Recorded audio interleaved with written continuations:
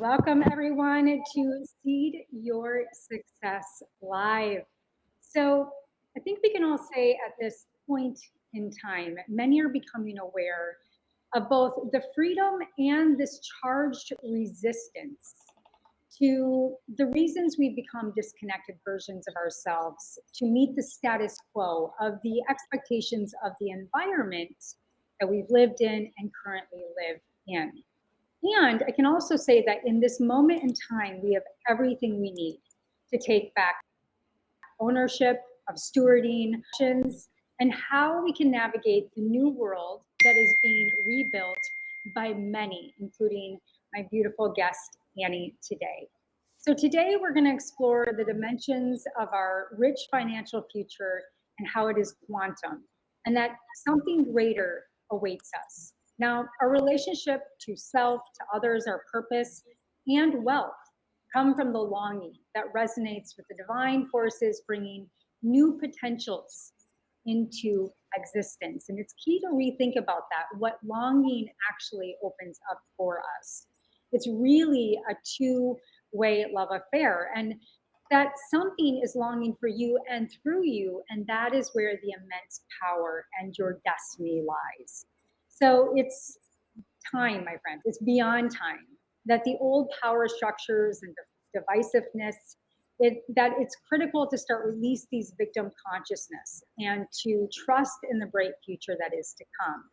And to start that conversation, I couldn't be any more excited to invite my new friend Annie, who I met through Quantum Resources, Quantum Stellar Initiative, Telegram, and we get to hang out often. But to here, we're going to have a private conversation. And so, with that being said, I'm going to do a quick intro and then invite you into the conversation. So, Annie is a quantum energy healer, master facilitator of family and medical constellations, a speaker, and an author. Annie originally built the foundation of her healing work as a family constellation practitioner, which remedies disordinances within the familia background, which has the power to then correct the genetic imbalances in the physical body and our emotional stress responses and our judgments. Lastly, Annie is the author of a series of children's literature books to support the cultivation of leadership. And on her third book on self love with her friend Ashley Lee. I'm going to leave all the show notes where you can find her and the special gift that she has to offer you at the end. But with no further ado, Miss Annie, welcome to the Seed Your Success podcast. Thank you so much. What a pleasure to be here. And we're going to talk about all of our favorite subjects. Yeah, I'm so excited, so excited. And so I kind of want to jump right in because I want to get to the meat because you have so much to offer. And, you know, when I first started listening to you, I was on Telegram and I started to stream through your content. And you're much like me, you're very poetic in how you so gracefully give out information. And it just, there's a resonance to it that changed right away. And I saved the whole profile, I saved the message, and I emailed it to myself. And then I got to learn about the gifts and the gifts that you have. And I wanted to start off with a question about, you know, many are feeling it, and we talked about it, this hypervigilant state in the body and in the mind, where we either feel shut down or we feel just kind of chaotic and we can't really put our finger on it. So I wanted to start off about talking about your framing around the problems and problem solving from either love or fear, because that is a choice that we all have right now in the current state in the coming months to come. And the way I think about it is, you know, a problem solving orientation, which we're always going to see a problem to solve, or the creator orientation, which kind of lets go of that egoic mind. And I wanted to just hand it over to you, my friend, and really kind of share your experience and what you mean by choosing from love versus fear. Thank you. And what a really big topic that is, because if we were to just start by looking around the room that we are in and take note of the decisions that we made. Why did I choose that light fixture? Why did I choose that particular fabric? Why did I choose that piece of furniture? we may discover that we had decisions going on that were fear based, based in lack consciousness. Like, well, I bought that because it was the cheaper model. I bought that because it was all I could afford at the time, right? These are scarcity thoughts that are rooted in what I call lack consciousness. So as we look around, we could have like other challenges. Well, I have a fear of debt, so I didn't want to buy too big of a place or rent too large of a place. And all of these decisions that we make going through life are based on fears that we have. And when we make those decisions, we're actually working from these unconscious thoughts that are driving us. And those solutions don't last very long, and they certainly do not create additional peace in our life. And they actually can become the source of conflict. So, how do we even get to that place is a really good starting point. And I think that, we're raised in a world that is very dualistic and me centric. And really, truly, I mean, we're in oneness with our mothers in the womb. And then we're born, and we may or may not notice the difference that we're physically separated now. But as soon as, as a little kid, you start reaching for that cookie, and mom says, "Oh, do you want this? And would you like me to give it to you?" And it's like, "Okay, here you go. And now you are separate from me." And we go through these little learning stages where eventually it's like, "Okay, well, that's mine and that's yours." And we start creating more and more of this separation as we grow up, and we become even more centric with, I want what I want, when I want it, with who I want it, where I want it. And then when we don't get our needs met for what we want, we get triggered. And it's this fear-based thinking that's in our unconscious mind that is saying, "Oh no, I didn't get what I wanted. Do I not matter? Do I not belong to the group? Do they not care about me?" And we have like all these other fears that are piled on top of the original fear.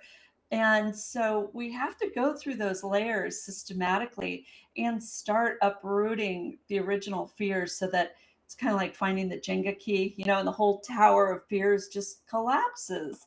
So when we look at how do we get to that place of creating decisions based in love, it requires work, Mhm. because now we're moving out of duality and more into oneness. Oneness with ourselves, for starters, most definitely, where we don't feel like our body, our physical body, is doing something to us. When we start to heal that separation with our body, we realize, oh, my thoughts are producing stress, which is affecting my body, and I'm creating that headache. It's not my body doing it to me, it was my thoughts. Or the emotions that we never, breathed out or gave a name to. And then we feel the exhaustion and the loss of energy, right? So we have to become energy masters and practice self love so that we're making decisions from love because we've been practicing self love. I love that so much. And you kind of, I love where you started in the womb, right? And as clinical hypnotherapist, even just last night, I had a conversation with a client of, every regression always goes back to a time in childhood. But even in a regressive session, I always remind that person and their higher mind that this actually started prior to the womb, right? And I often share this.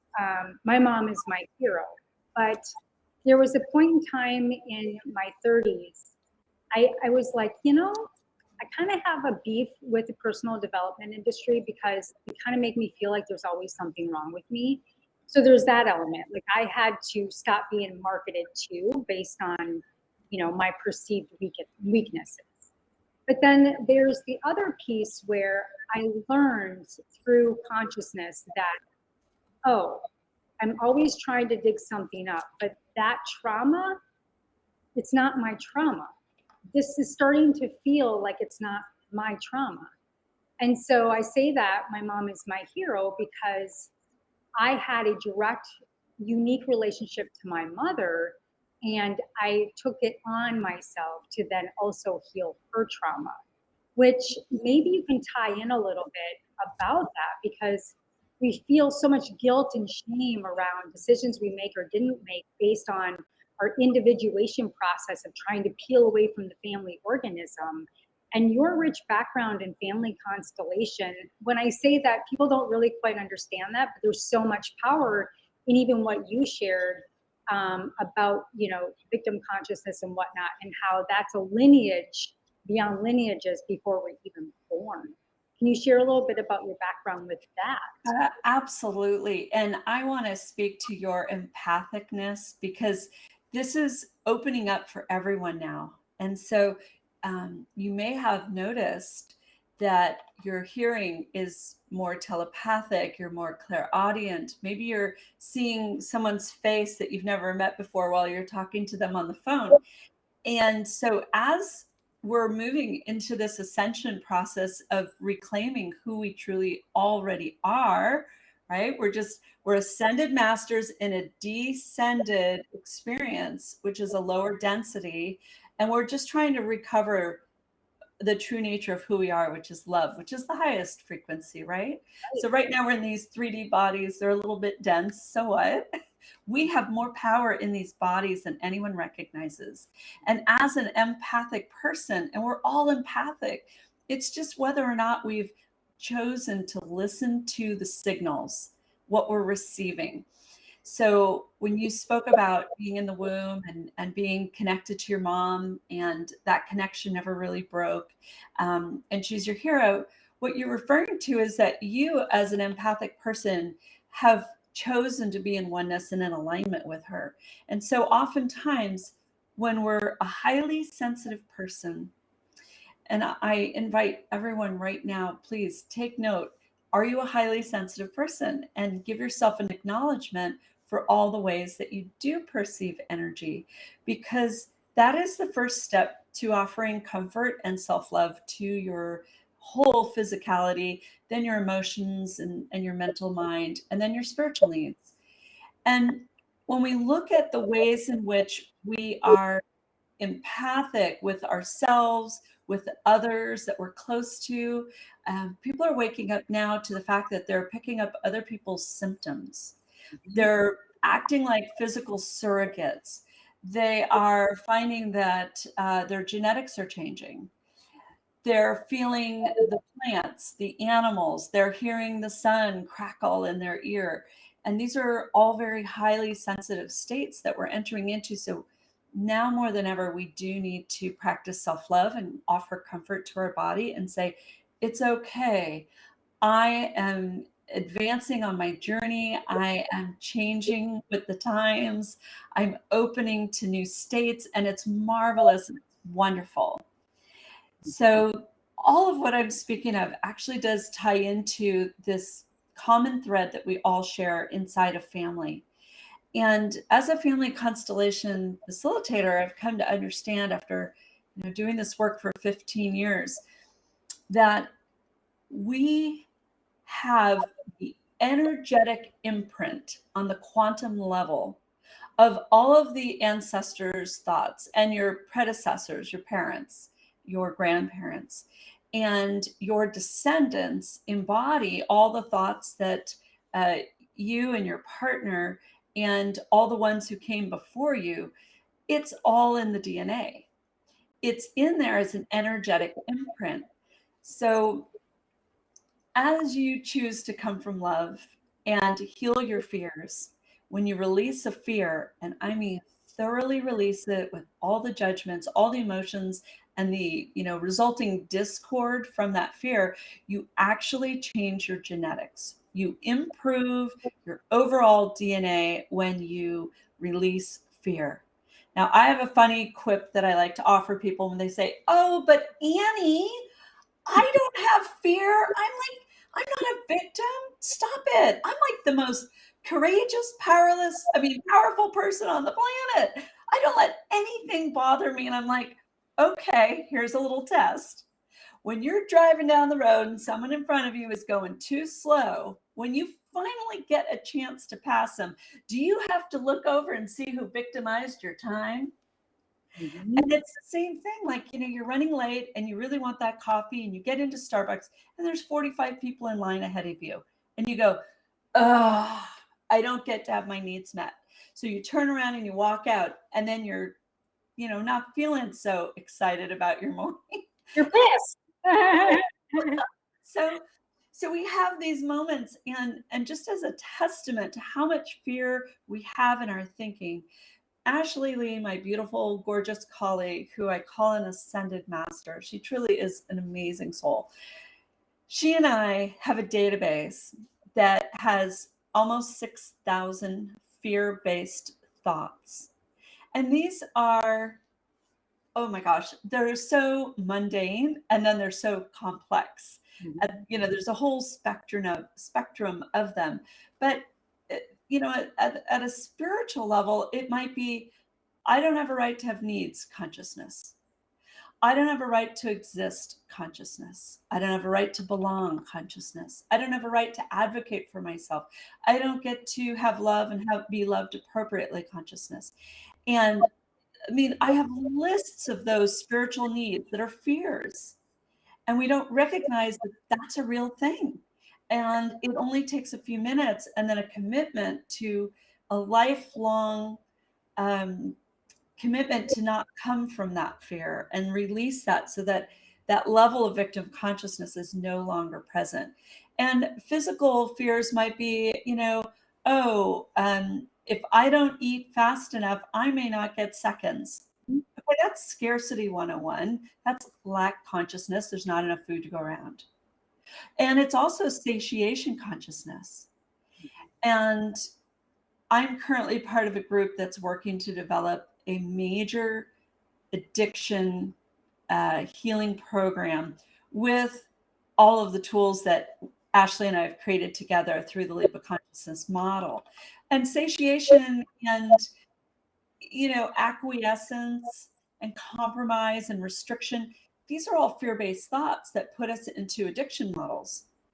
And, there's emotional ones, there's relationship issues. People don't understand fully that we have to take other people's perspectives. Otherwise, we're creating arrogance. And then the other person might fear that we're being arrogant, not realizing that, oh my gosh, I forgot to take their perspective, And then I put discord into the relationship. And it's so easy to correct. It really is. Yeah, it is, but it also takes a profound it takes a profound amount of self-awareness, and it also takes a profound amount of humbleness, right? Because I think self-aware, you first have to become humble, because the pain that we've carried for so long is, once we start unveiling the castle that we've built up around us, protect ourselves from being shamed or not being accepted. I mean, these are common things that everybody hears in the mindset fields, but it's a resonance, it's a frequency, it's a vibration that you become so one with what you want to create and what you love versus what you're trying to protect and to hide. And so, I always want to tell people it's not your fault, right? It's like we're embedded into the system that tells you to be a certain way, and especially as women. And I don't really like to use like the patriarchy jargon, but there's a very, very deep and threaded fear of survival with women, right? How it's connected to men, how it's connected to the financial system. And I feel like just now we're starting to come as women into this new frontier of creators from our very, very own sovereign source. Whereas in the past, it was always connected to being overly service to somebody or prostituting ourselves in some way, fashion, or form. So, going to your evolution and the consciousness, I just agree with everything that you said right there. And I'm so happy that you're moving into the addiction category, but I can also say that that applies to everybody. Everybody has an Everybody. I mean, He has Look at addiction. how addicted we are to phones Right? and our accounts, and part of it is we're running so much more in the information world. Yep. And then that creates its own addiction too, because then we have this need to know. Yep. But you said something very valuable about the ego. And I just want to share with everyone the number one fear. Well, it's a pairing and or a cluster. And this is the starting point I really recommend for everyone. And it's healing what I call make wrong. Mm. There has been throughout history this structure that was designed to keep everyone in integrity. And then if everybody was good, then we wouldn't have to have fear, right? Unfortunately, they tied a punishment model to integrity so that if you were out of integrity, the punishment model would help you remember to get right back in it. Okay. And then with that pain that you experienced, you would think twice about losing your integrity. Okay. So with this, all these other fears became a part of society. We had perfectionism and the need to be right and I can't be wrong, which those are two different fears, but they're very similar. You just have to figure out which side you're on. But then we became hypervigilant to make wrong consciousness. And we started thinking that everyone was going to blame us for doing it wrong. And so we got into these, horrific states of fear where we put up a wall, we fear that we're going to be corrected or told we're doing it wrong. The list is endless. So, the starting point for everyone is just to say, okay, I acknowledge I have a conflict with make wrong consciousness and all the ways that I have been made wrong. I've made myself wrong, right? I've often told myself, I can't tell you how hard I was on myself because I learned perfectionism. It was a family thing. And so, and then I get to say, I release all of those ways in which make wrong was a part of my life. I release that from my conscious awareness. And then as I move into like self judgments, I get to say, I release my self judgment that I've made myself wrong more than anybody else has made me wrong. And I let that go. And then I look at the ways I was powerless and I think, oh, yeah, I released that I can't believe that I was powerless to prevent my mom, my teachers, my coaches, my bosses, my colleagues, my coworkers, my teammates, my classmates from telling me I went into make wrong. And we realize the whole world is doing this. No wonder we think the world is, hitting us in the face every day. But when we let go of make wrong and our ego says, "Oh, you mean I was participating in a distorted reality and I was playing this game with everyone else that we had to be perfect and if we didn't, we either had to, do make wrong to ourselves or, participate in telling everybody else that they were doing make wrong." And it's really one of the hardest things to correct. I know because raising two kids and one super smart and one with Down syndrome and autism, it is challenging because I grew up with no, no, when you make it, you have to make it this way. So it became my way. And I tried to superimpose that on my kids. No, no, when you crack an egg, you do it this way. No, Mhm. my daughter with Down syndrome has shown me you can crack eggs at least 12 different ways. Oh, And I have to laugh because, she hears me saying, "Don't crack the egg." yeah. And I'll hear her just say it randomly out loud. She picked up the make wrong learning. So children, it doesn't matter whether they're neurotypical or not, they have learned the model of how to speak with make wrong. And so when we clear it in ourselves, we then become more aware of how we speak to others. And when we clean that up, oh my gosh, our relationships become even more ascended. Mm. They elevate to a whole new level where we can then say, okay, hey, this is not a make wrong, but I want to share with you that in order for that project to get passed off on by the boss, you're going to need to put blah, blah, blah into it. And can I help support you with that? Then the other person doesn't get defensive. Now there's no room for anyone to get triggered because we prefaced it with, this is not a make wrong.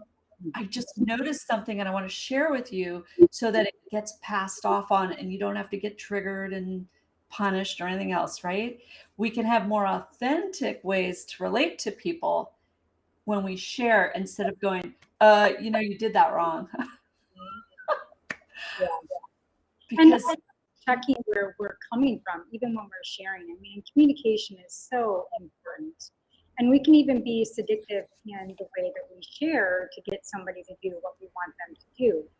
But if we're really open to allowing the other person and really having relationships for the purpose of evolving together and really having an intention to see your friends and your family evolve in their own way, shape, form, and timing, then we're not detached and performing or dictating.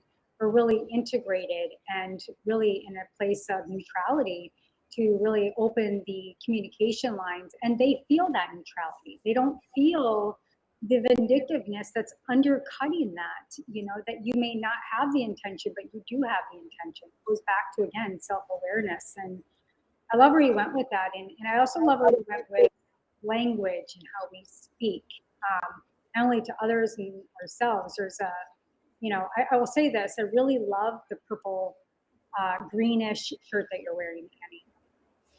oh, Are you, it's kind of it's a Merlot color. It looks right? Every single clinical hypnotherapy client, I always say, if we're going to start a relationship here, the relationship doesn't start with you. It starts with you and you. And if they just are blindsided and are just like, thanks, it gives me a cue right away of how aware are they and um, how we put ourselves under people, right? So it's starting to catch everything that we are saying, what's also being said to us, so that we can let that guard dog down in our unconscious mind and let the goodness in, and to also protect ourselves from vindictiveness, even if it's not meant to be vindictive. So, that consciousness awareness and the vibration of the words that we use to ourselves, because I can't, or I never, or I don't know, confuses your mind, literally, confuses the entire biofield around you, literally, because when we speak, we are asking for the universe to be in coherence with us. And if we're continually confused ourselves and double-minded, then we're also confusing not only everybody around us, but for the universe to tap into and really cultivating as creators. So it's so important to be clear with oneself, the vibrational use of our words, as well as our relationship to others, because it is a pure reflection of our relationship and our beliefs of self. two things. Number one, neutrality is underrated. Yes. Number two, I was thinking I wanted to express it, and I realized, Annie, you're expressing it as need, that we need more people to model conscious relating. Yeah. And then I realized, okay, it doesn't need to be expressed as, lack, because that's like, it's a whole separate conversation in itself. But as we learn the language of conscious relating and we move into clarity, because we've cleared our fears and we've cleared our windshield of how we look at the world, we actually begin to organically and naturally come from our true nature of love and peace.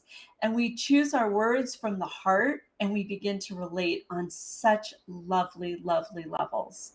I love that so much. Yeah, we begin to relate on lovely levels. Just, it made me just do even like a quick check, like just being here with you, like my intention, my love for you, my love for the community that we're in, my love for those that hear this and beyond this. And that it's not to create more content, it's not to be smart, it's not to any of that. It's really to share. I was so excited to get to share relationship with you. That's what excited me. So even the underlying intentions were setting up our day, etc., not coming out of that fear and lack when you were talking about. And moving to kind of fear and lack. There's no other subject than money to really create resistance in the field, and also call us to a higher place. And I met you through the Quantum Stellar Initiative, and maybe you can share a little bit about how you feel our financial future looks. I'll start with my perception and what I've learned. I'm in a mastermind, and I started to get into all this Web3 and crypto. And I want to preface with it's less about crypto, but more about under networking of our financial future. And I relate to it like the three rings of consciousness, where we have our super conscious field, it's neutrality, it's creation field. We have our conscious mind, we have our subconscious. And so these three rings of reality. And when I say Quantum Stellar Initiative is built on a framework of interoperability and blockchain awareness for visibility and transparency. Yeah. Where we're moving into this next generation of wealth. And the way I think about it is also related to the three rings of consciousness, where like the let's just call it like, I'm gonna go twist it a little bit, but like that first ring of like the subconscious was like Web 1, which was AOL. Like they owned all the systems, they told you how to work, they put information at you. And then we moved into Web 2, which is the conscious mind. Like, okay, we're starting to create our own Instagrams and starting to express our unique nature to the world, but it's still a little bit tainted. We're still trying to be perfect in that selfie. And then that third ring of consciousness, that super conscious, is what I welcome in around QSI and the future of wealth, because it is full interoperability, meaning there's full transparency on all people in the way that they choose to communicate with their money, each other, and create generational wealth that's not me-centric, but we-centric. So I would love to kind of hear your thoughts on into QSI, and there's a big group of us now, and where you see our future. Awesome. This is one of my favorite subjects too. And I think it's going to unify the world. And it has nothing to do with any of that other stuff that was like, one currency for the whole world. This is quite the opposite. This is a unifying structure. And it really is a structure, a global structure, and it probably will be interstellar as we move to have exchanges off planet. We have Elon Musk wanting to go to Mars and set up a colony there. And we have space stations. We have all these other things. Well, the moment, and look, anything off planet could be an airplane where you're buying a drink from your phone, or a meal on an airline, right? Even a movie. So what I'm getting at is that we have a system that's been built called the quantum financial system. It has been in the works for decades. I call these people terraformers. They're the ones that have these amazing mindsets that grapple with these massive concepts, and then they bring them down into the planet and turn them loose. And so then we end up living inside the context of that system that they created. And so it was after working with Ashley for I guess it's going on 10 years now. She and I, through a winding road of wanting to create spontaneous healing, we came into this realm of consciousness, and we started recognizing, oh, we have fear-based or challenges in our consciousness. And then we also have our gifted states. So this quantum financial system was being built by humans on this planet and off planet. And they were expressing their gifted state, but their fear-based states came in terms of writing these structures. I can give a very simple example. They're still using the Byzantine, the general of the Byzantine army had such a large army, he had to create this, it's like a conundrum, right? And I guess the law of averages. And so he would send out a message, and he didn't know how many of his or the king, would send it out, and he didn't know how many generals were going to uh, follow his orders. Okay. So he knew he needed a way to figure this out. And so inside of digital assets, there's this Byzantine agreement. And it's like, well, both people can be trusted. And then you have one person cannot be trusted and one can. And then you have both people who cannot be trusted, right? So it's kind of like tossing coins. Right. And so you have to create what's called consensus. Mhm. And us centrism or we centrism is really based on heart centered consensus. So, a very simple example of this is Cassie, you and I had to say, oh, would we like to do this together? Why, yes, we would. It would benefit both of our communities hugely. And then we looked at our calendars and we came into consensus and we said, yeah, let's do this on a Sunday afternoon. That works great for both of us. And it works great for my family because my husband's home. So it worked for him. And so when all of these perspectives of relating are taken into account and it's good for everyone and no one is left out, then we're in consensus. But if there was a problem with any one of those, then we have to kind of come together again and figure out how can it be good for everyone. So I was interested in, I had kind of had this, I guess you could call it, I received a remote transmission, Love a, this. a download. Yeah. And I kept hearing the phrase quantum financial system. And so I started to check in using my family constellation methodology, which is we use representatives for things, then we interview the representative and they tune into what's called the knowing field. And so I love to tell people that I can turn a whole group of people into psychics while I'm working with them inside the knowing field. And it's true because we all, through conscious intention, can tune in and ask questions with our inner guidance and determine what the reality is. So I started to check in on it. And at first I went with working with some colleagues just to determine, is this a real thing? And it was. And then did it need help? And it did.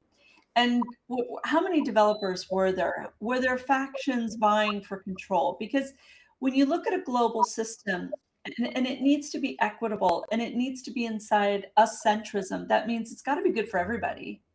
It can't just be a small group of people benefit, and then maybe there's some that could figure out how to benefit, and then there's a whole group of people left out. You cannot imagine my excitement when I heard about Stellar Networks and the ways in which it was to be for everybody, including the unbanked. And I was so excited. So then, through the process of just trusting my inner guidance, and I found myself in becoming an investor, and I literally realized at about the same time that the QSI leader Emily Tang said, oh, it's our consciousness that's working our phones, which is what you brought up earlier, which is Web 3.0. So a quantum system works like this. And the simplest explanation is that your thoughts and your feelings create brainwave patterns. And those brainwave patterns go out on the quantum level and they touch atomic structures like your phone. And so people may already be noticing how quantum things are because their energy field is causing distortions on Zoom. Their energy, when they change it too quickly or they get revved up about something, they shut their phone call down. I got to the point where I was doing this thing where I was showing people, like, oh, yeah, I just kind of moved my hand over my phone and the whole thing shut off. And then I just saw on Twitter last night that there is quantum technology where you don't need anything. You can just go like this, and the volume on a watch or a phone will turn up. You can go like this, and it works like a slider. So your conscious mind is interacting on the brainwave level. That's how sensitive the equipment is. So I started thinking like, uh-oh, Houston, we may have a problem. if like 8 billion people with all their consciousness challenges, and that's fear states, are bringing it into their phone or their browser window that they're working with, then they're putting their fear into the system, not recognizing that they're creating problems inside the new money. Yep. And it's not to say that you don't bring your giftedness, because you do, but your fear, your stress, FOMO, fear of missing out, FUD, fear, uncertainty, and doubt, all of those types of fears end up creating um, connections. They energetically, like light particles from your brainwaves, go into those systems and structures, and they literally create traffic jams. Yep. It's the same in our physical bodies. Yep. If we have an injury to our arm, we might grab our arm to try and stop the energy flow to our brain, because our brain has a nervous system connected to it, and it goes down through the arm. And let's say you actually just cut your finger while you're distracted in the kitchen. Okay. So in simple terms, the opening in the skin, which would be the integumentary system, would notify the brain through the nervous system. It would go up in and say, alert, there's an opening in the skin. And the brain would say, okay, cardiovascular system, immune system, go do your thing. And it would try to send the message down through the nervous system to go right to that area. At no time is there actual pain in the finger. What causes pain is judgments. Right. If you have a self-judgment like, "Oh god, I can't believe I just cut myself," it burns. Why? Self-judgments burn. They burn us.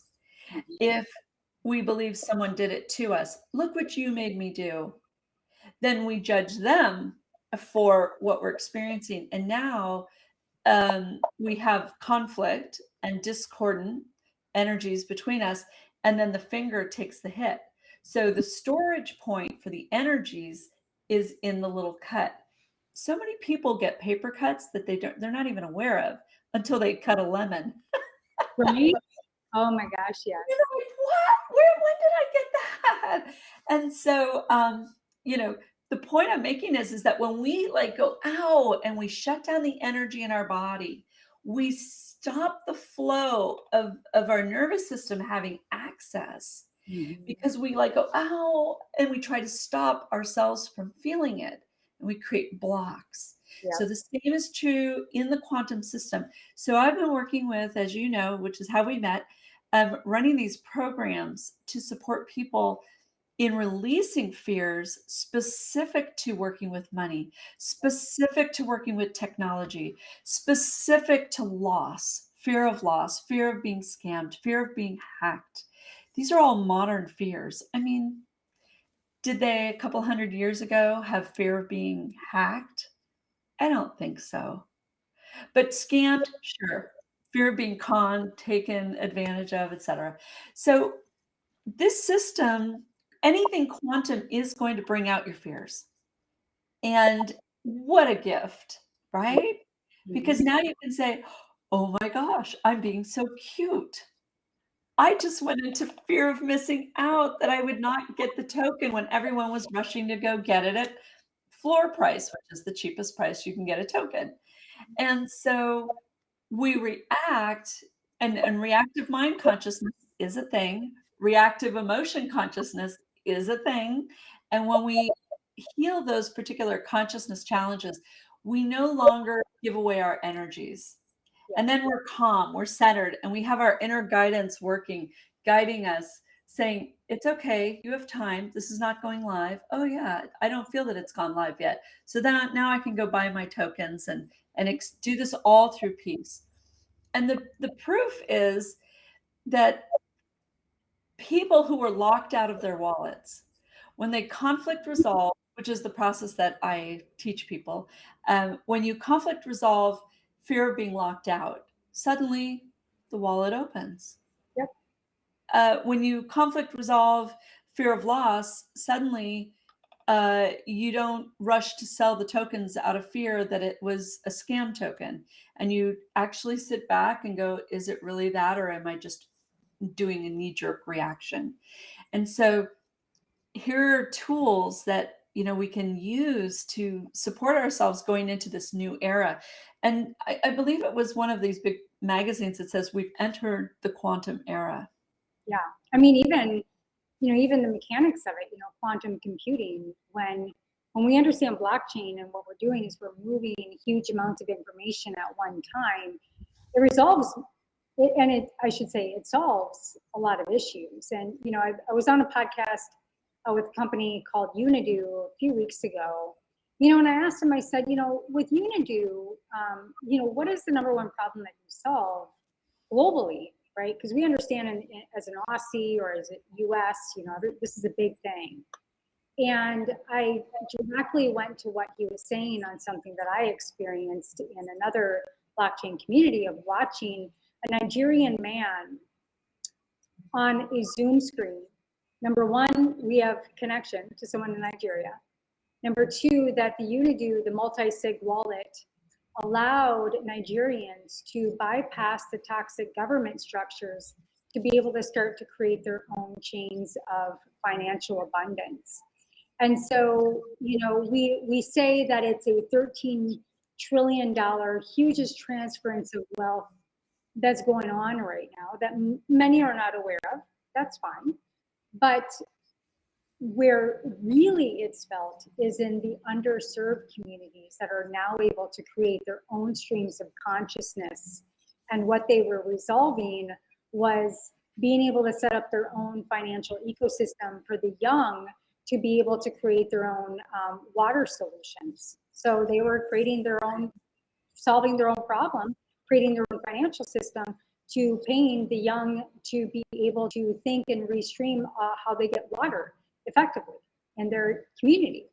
So to me, that's a really incredible example of quantum consciousness and how it's moving into blockchain. And people are very fearful of it because of the deep state or where it may have originated and the big brother.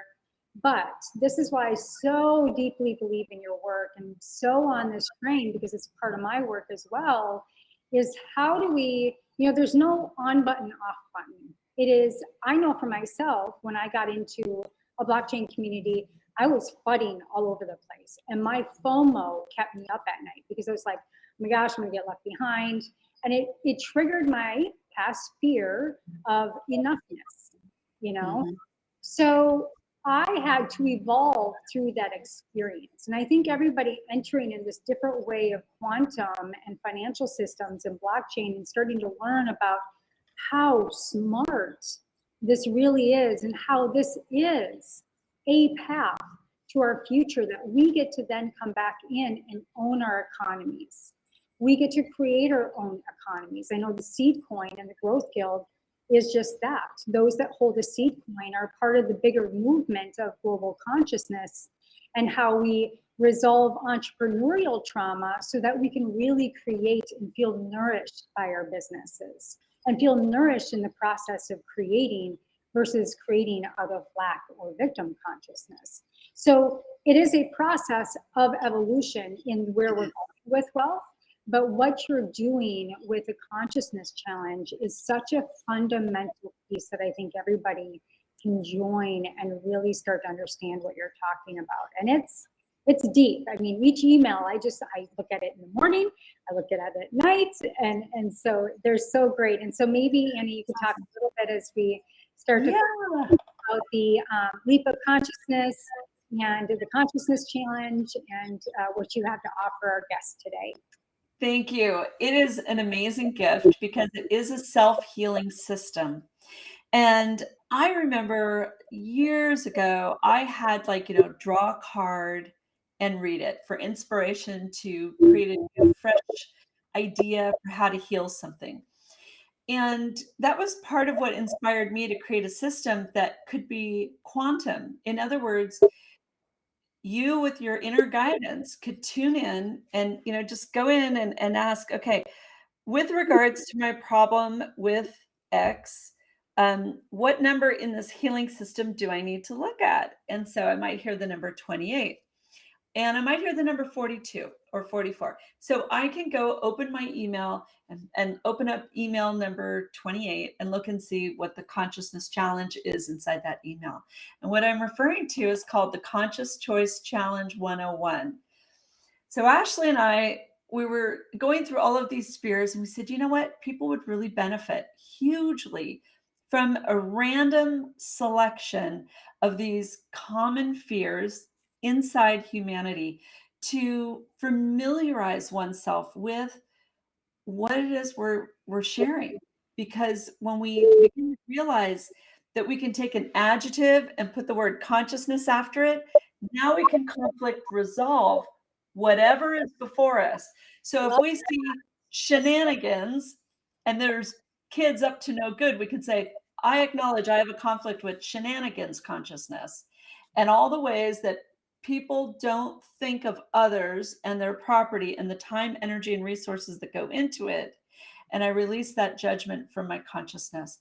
What we're doing here is we're clearing the judgment so we can divine witness and see the light in the ones doing the shenanigans so that we can remind them generously from love, please stand in your true nature of love. Please choose to choose to do something other than boredom consciousness, because boredom consciousness will keep coming up until we decide we're done with boredom and we heal it. And I love to say the most intelligent people in the world are never, ever bored. Mhm. So, with this system, you get 101 emails delivered to your inbox. And I recommend you just make a folder and move them into the folder. And you don't have to open them every day. A lot of people are doing it because they have this desire to learn it as fast as possible because they have time on their side. We know that when our wallets become transactable, we're moving into what I call our vocation activations. We're moving into humanitarian projects and this 21st century philanthropy and being able to help people to raise up humanity. And so we're looking at what do we need to do today? What can I be doing today to make myself ready, to give myself the most optimal ways of relating? And it's about removing fears and really truly looking at what is in my unconscious mind. So we get conscious with our unconscious thoughts.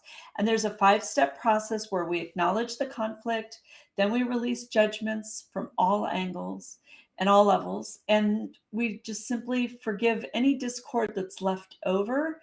And that's like one sentence because we've come to realize that, forgiveness is only necessary if there's still judgments. Mhm. So we release all the judgments that we can find first. And then we proclaim ourselves free, sovereign from the whole conflict. And then we shine the light of truth to our physical body to let it know I'm all done. I am so done with that conflict on all the levels because I've just emptied my cup of all the judgments I had about myself being powerless or disconnected from my inner guidance that I didn't listen to, and the judgments that I have about the people around me or life circumstances. I mean, look at COVID. Life circumstances everyone had a problem with. I don't care how ascended they were. And it was so challenging to be told you had to wear a mask, you had to be in lockdown, you had to get a jab, you had to stay 6 feet apart. I mean, those were all dualistic concepts that kept us in fear and judging our closest, most beloved family members and friends. And so we have to undo all that fear. We have to now unify and heal the separation. And this system is rather gorgeous for helping do that. So in the emails, we layer your learning and your knowledge so that you get to learn about the 5 perspectives of relating, which are all me centric, right? Me to myself, how I share judgments with myself, and my giftedness. Me to you, how I speak to you, Cassie. And then perspective 3 is you to me, how you, Cassie, speak to me. And I love to demonstrate this by saying, you know, if I had a quiver of arrows on my back and they were loaded with judgments. What judgment did I pull out and put in my bow and arrow and fire off, right? To you, saying, "You didn't take my perspective."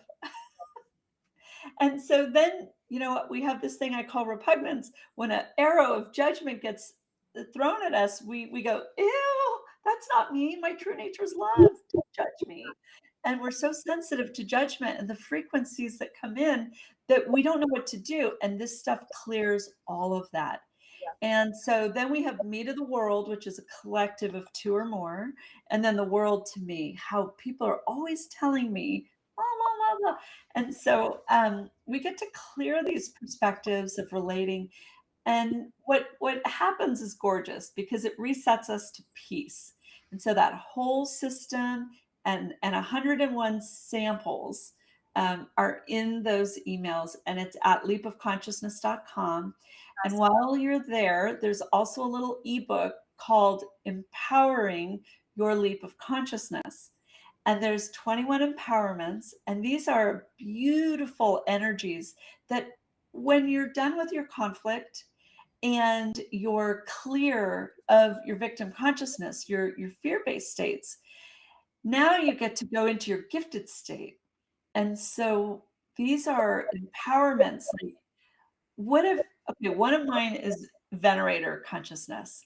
I have the gift of being able to see the light inside people and amplify it. And it's like being a cheerleader almost, right? I see all the good in you, and then I elevate that. And so it's very supportive. So I get to embody that. I get to breathe it in. I get to connect to the love that I am, and I get to, bring up that energy and bring it into the relating, and then everyone benefits. And so this planet will be so amazing when everyone is remembering to come from their true nature of love, be in their gifted state, and relating from their giftedness. Love that. And if yeah, because what do we do when we're, like, in stress and, triggered or freak out, right? And Mhm. what do we do with children? We move them into their gifted state to get them centered and happy again. So, that's the easy thing to do is, like, immediately get back into your gifted state instead of wallowing in your triggered state. What makes you gifted? Go there. Mhm. That's a great starting point. So those 2 gifts are there, and if anyone would like more help that's deeper, Ashley and I do Wednesday night meditations where you can sign up for 12 weeks, and Ashley and I are both quantum energy healers, so the 3 of us, Ashley and I and yourself meditating, would be holding space together for the life that you intend, and we do the heavy lifting. We help clear consciousness challenges so that you can be more in your gifted state. And that's a 12-week program, and it comes with a little email on Tuesday with a video to watch so that you understand the context of the meditation. And they're active meditations for the most part, because we tell people, look, close your eyes, eliminate distractions. You don't need any technology because we're not doing this over Zoom or a phone or anything. It's you lying down or in a chair, very comfortable, and then you go play. You play with the energy packet that we create for you that's in you, that's in your true divine heart of love. And then you listen to your inner guidance and you go with the flow. And That's so it's an active meditation. And people have been creating miracles and healing their bodies, healing relationships, increasing their salaries. I mean, it's just really amazing. One woman who was totally underpaid got offered this massive, massive, massive opportunity awesome. with, I mean, we're talking going from 3 figures to like 7 figures Wow. That's because he cleared yeah, the conflicts of not being valued, yeah. and it So opened up the world. yeah.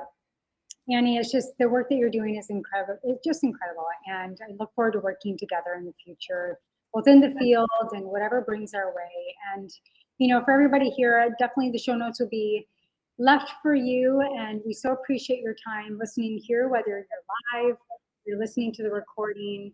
Remember, outside of time and space, we are together right now, wherever you are. So, all my love, all my light to you, Miss Annie. And Oh, and to you, the listener. yes, Blessings. all right, my friends, remember to plant the seeds of your success consciously, intentionally, and with all the energy alignment you can possibly integrate at that point in time. All my love, all my light, and we'll see you on the next one.